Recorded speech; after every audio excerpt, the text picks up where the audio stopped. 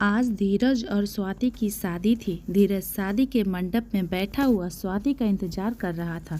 थोड़ी देर बाद पंडित जी ने दुल्हन को लाने के लिए कहा तो धीरज बेचैनी से उस ओर देखने लगा जहां से दुल्हन आने वाली थी। थोड़ी देर बाद स्वाति अपनी सहेलियों से घिरी हुई दुल्हन के लाल रंग के जोड़े में शर्माती हुई मंडप में आ चुकी थी। जब वह धीरज के बगल में बैठी तो धीरज मानो खुशी के मारे हवा में उड़ने लगा। धीरज तो अपनी दुल्हन पर इस तरह नजर नहीं हटा पा रहा था। पवित्र अग्नि के सामने मंत्र उच्चारण के बीच धीरे धीरे दोनों एक दूसरे के होते जा रहे थे। यह जादू पल उन दोनों को हमेशा याद रहने वाला था, क्योंकि यह समय उनके जीवन में दोबारा नहीं आने वाला था। इसलिए वह दोनों ही इस पल को खुशी खुशी जी रहे थे। देखते ही देखते हंसी खुशी शादी संपन्न हो गई और स्वाति विदा होकर अपने ससुराल पहुंच गई। संयुक्त परिवार था। स्वाति के साथ शकुंतला जी भी एक एक सदस्य ने बहू के परिचय करा दी और स्वाति झुक झुक कर बड़ों के पैर छू रही थी, जिसके कारण उसकी पीठ अकड़ रही थी। लेकिन फिर भी थकावट के बीच बच्चों की टोली जोहलियां बाजियों से उसका मन लगा हुआ था और बीच बीच में आनंद और भाभीियों की हंसी तितलियां उनके मन में को गुदगुदा जाती। स्वाति की परेशानी और थकावट को देखते हुए उसके सास ने उसे भी आराम करने के लिए भेज दिया था। स्वाति अपने कमरे में ऐसे करते हुए सोच रही थी, कितना प्यारा परिवार है यहाँ। नई दुल्हन की परेशानी को भी उसके साथ में कितनी समझदारी से उसे आराम करने के लिए भेज दिया। इधर धीरज मन ही मन पहली रात को लेकर बहुत रोमांच था। सुहाग रात की खुशी में वह 2 दिनों से अच्छी तरह से सो भी नहीं पाया था और आज उसकी आंखों का मिलन का अजीब थी। फूलों की खुशबू और रंग बिरंगी रोशनी से पूरा घर नहाया हुआ था और धीरज का मन एक अलग से उड़ान भरने का आतुर था। जैसे जैसे रात गहराने लगी वैसे वैसे धीरज को बेचैनी बढ़ती जा रही थी कि पता नहीं वो अपनी दुल्हन के पास कमरे में कब जा पाएगा। तभी बड़ी भाभी पायल ने उसे इशारों से बुलाया और उसके मन में सोए हुए अरमान फिर से जागने लगे।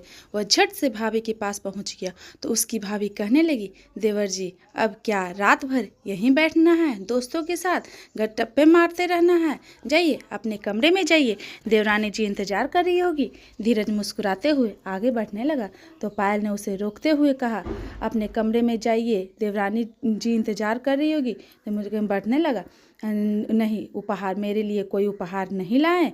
धीरज सिर्फ हो जाते हैं। बोला, भाभी उपहार की बात कल सुबह नहीं कर सकते? क्या बात है? तुम्हें कमरे में जाने देना, तुम बहुत थकान हो रही है। पायल शरारत से बोली, मुझे खुद पता है कि आपको कैसी थकान हो रही है। सीधे सीधे मेरा गिफ्ट निकाल कर मेरी हथेली पे रख दीजिए, फिर जाइए आप अपने कमरे में, आपको कौन रोकेगा? धीरज ने मुस्कुराते हुए पूछा, क्या चाहिए? पायल आपको बोली, गिफ्ट मांगकर थोड़ी न लिया जाता है, वह तो दिल से दिया जाता है, और अगर दिल ना करे तो?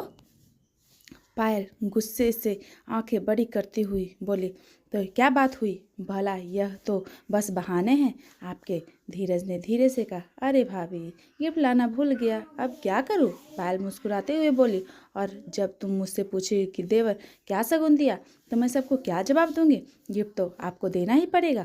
नीरज ने मुस्कुराते हुए कोट की जेब से एक छोटा सा डिब्बा निकालकर भाभी की हथेली पे रख दिया।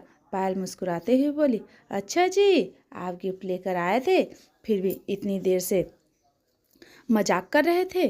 धीरज हंसते हुए बोला, अरे मेरी प्यारी भाभी, मजाक करना तो मेरा हक है न। पायल अदा से मुस्कुराते हुए बोली, देख लीजिए। और धीरज मुस्कुराता हुआ अपने कमरे की तरफ बढ़ने लगा। अन्य वजह से कमरे में पहुंचा तो उसने देखा उसकी नई नवेली दुल्हन लाल जोड़े में लिपटी हुई लंबा सा घूंघट निकाले हुए बिस्तर पे बैठी थी। पूरा कमरा फूलों से सजा हुआ था। चादर और फूलों की पंखुड़ियाँ बिखरी हुई थी। धीरज ने दरवाज़ा बंद किया।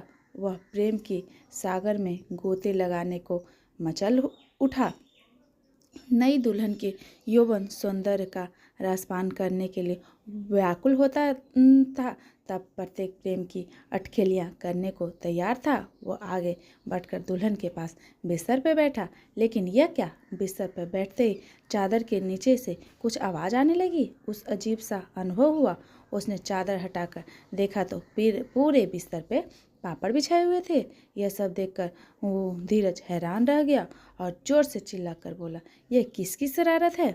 धीरज का झुंझलाहट भरी स्वर सुनकर कमरे के बाहर से हंसी उठाकर ठहाका की आवाज़ आने लगी। धीरज ने नाराज होकर दरवाज़ा खोला तो बाहर परिवार के बहुत से सदस्य खड़े होकर मुंह दबाकर हंस रहे थे। धीरज गुस्से में कुछ कहने को हुआ, तभी वहां से सभी लोग सर पर हाथ रखकर भाग खड़े हुए। धीरज ने झुलझुलाते हुए फिर से दरवाज़ा बंद किया और वापस कमरे में आया। सिर पर खुजलाते हुए अपनी पत्नी से बोला, सुनो जरा तुम नीचे उतरो ना, मैं यह सब ठीक कर देता हूँ। उसकी दुल्हन चुपचाप घूंघट लिए बिस्तर से एक किनारे खड़ी हो गई। धीरज ने मन ही मन उन शरारत करने वालों को कोसते हुए सारे पापड़ हटा दिए, पूरे बिस्तर की सफाई की और अलमारी से एक सुंदर चादर बिछाने के बाद उसने अपनी पत्नी को कहा, आओ बैठो ना, यह मेरे घर वाले भी ना बहुत शरारती है, देखो ना तुमने कितनी शरारत करते हैं। उनकी दुल्हन कुछ बोली नहीं, बल्कि उसने चुपचाप से सर हिला दी, सहमति का इशारा किया। अब धीरज के अरमान एक बार फिर मचलने लगे थे। अब धीरज की पत्नी के पास बैठ गया और उसके लिए लाया हुआ गिफ्ट निकाल कर बोला, वैसे तो तुम्हारी खूबसूरती के आगे तो कोई भी तोहफा टिका नहीं है, फिर भी मेरी तरफ से हमारे जीवन की पहली रात पर मैं तुम्हारे लिए एक छोटा सा उपहार लेकर आया हूँ। आज से हमारे जीवन की एक नई शुरुआत होगी और मैं बहुत खुशनसीब हूँ जो मुझे इस सफ़र में इतनी खूबसूरत जीवन संगनी मिले। धीरज के दिल की धड़कनें बेकाबू हो चली थी। उसने हाथ आगे बढ़ाकर अपनी दुल्हन को घूंघट उठाना चाहा तो दुल्हन ने अपना चेहरा थोड़ा पीछे कर लिया। उसकी इस अदा से धीरज सोचने लगा और दुल्हन के जोड़े में उसे जीजाजी हंसते हुए उठ खड़े हुए। उन्होंने झट से जाकर दरवाज़ा खोल दिया और धीरज का कमरा फिर से परिवार के लोगों से भर गया। सभी हंस हंस कर दोहरे हुए जा रहे थे और धीरज का चेहरा गुस्से से लाल हुआ जा रहा था। गुस्से के मारे उसके मुंह से सब तक नहीं निकल पा रहे थे। तभी पीछे से धीरज की माँ शकुंतला देवी जी आए और धीरज की छोटी बहन के कान खींचते हुए बोली, बस बहुत हो गया मजाक मस्ती, मेरे धीरज को और परेशान ना करो। वहाँ नई दुल्हन भी थकी हुई होगी, अब इन दोनों को थोड़ा आराम करने दो। शकुंतला देवी जी के देखते ही सभी का हंसना खिलखिलाना शांत हुआ और धीरज की भाभी कहने लगी, अरे देवर जी आप नाराज मत होइए, हम अभी आपकी असली दुल्हन को लेकर आते हैं। इतना कहकर सब धीरे धीरे एक एक करके कमरे से बाहर चले गए। थोड़ी देर में धीरज की भाभी स्वाति को कमरे में लेकर आए। स्वाति दुल्हन के जोड़े में सिमटी हुई थी और उसने लंबा घूंघट लिया हुआ था। धीरज ने भाभी की ओर संदेह भरी नज़रों से देखा तो भाभी खिलखिलाकर बोली, अरे देवर जी इस बार आप कि असली दुल्हन को लेकर आए हैं, यह देख लीजिए। इतना कहकर उन्होंने स्वाति का घूंघट उठा दिया और स्वाति शर्मा गई। भाभी ने दुल्हन के कमरे को छोड़ा और धीरज को छोड़ते हुए बोली, सुबह जल्दी उठ जाइएगा। फिर अपने आंचल से मुंह दबाकर हंसते हुए बाहर चली गई। धीरज ने उठकर दरवाज़ा बंद कर दिया। इस मस्ती मजाक के चक्कर में उसका दिमाग बिल्कुल सन्यास हुआ था, लेकिन कमरे में स्वाति की उपस्थिति ने जादू सा असर किया और धीरज फिर से सुहाग रात की खुशी को महसूस करने लगा और उसने धीरे से स्वाति का हाथ पकड़कर उसे बिस्तर पर बिठा दिया। उसके बाद दोनों को ने एक दूसरे को उपहार दिए, ढेर सारी बातें की और बातों ही बातों में कब एक दूसरे में खो गए दोनों को पता ही नहीं चला। धीरज और स्वाति के लिए यह एक यादगार रात बन चुकी थी। दोस्तों ये कहानी आपको कैसी लगी? कहानी अच्छी लगी हो तो वीडियो को लाइक करें, चैनल पे नए हैं तो चैनल को सब्सक्राइब करें।